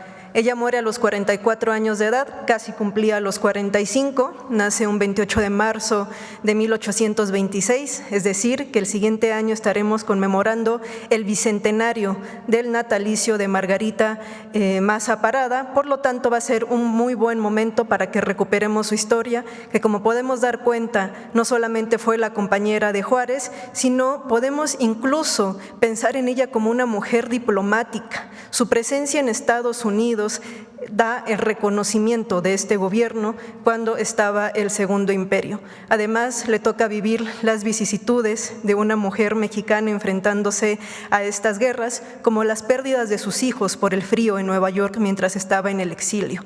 Es muy recomendable que leamos la correspondencia que mantuvo con Benito Juárez. Podemos dar cuenta de sus pensamientos, de sus sentimientos y sobre todo de ese dolor también como mujer, como madre, pues al enfrentar la pérdida de sus hijos. Los funerales también tuvieron como característica la forma en la que ella vivió, con sencillez, muy modesta.